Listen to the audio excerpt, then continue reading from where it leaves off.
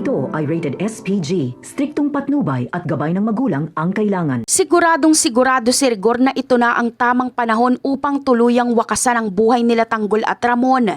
Kampante siya na sapat na ang dala niyang maraming backup na pulis upang ubusin ang buong grupo ng kanyang mga kaaway.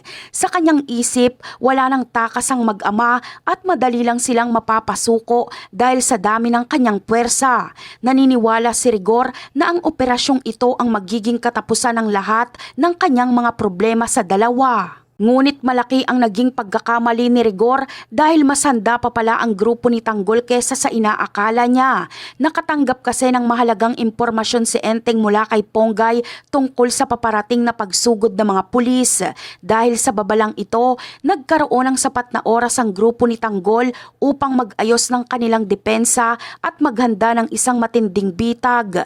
Sa halip na sila ang mabigla, ang mga pulis pala ang papasok sa isang delikadong sitwasyon na hindi nila inaasahan. Habang dahan-dahang lumalapit ang mga pulis sa pinagtataguan ng grupo, laking gulat at dismaya ni Rigor nang bigla silang paulanan ng mga bala.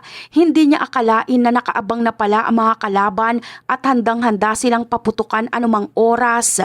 Dahil dito, agad na naguluhan si Rigor at nagsimulang maghinala kung paano nalaman nila Tanggol ang kanilang misyon. Napagtanto niya na siguradong may isang traidor sa loob ng kanilang hanay na nagbigay ng impormasyon kila Tanggol. Sa tindi ng galit at pagtataka ni Rigor, ang kasama niyang si Mando ang agad niyang napagbalingan at napag-initan. Akala niya ay si Mando ang nagkanulo sa kanilang operasyon.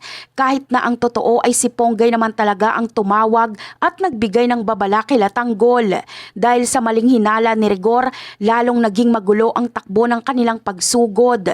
Hindi niya alam na habang sinisisi niya ang maling tao, unti-unti nang nauubos ang kanyang mga tauhan dahil sa galing ng pagkakaplano ng mga kalaban. Dahil sa maagang paghahanda nila Tanggol, mabilis na naubos sa mga pulis at tuluyang nadihado ang panig nila Rigor.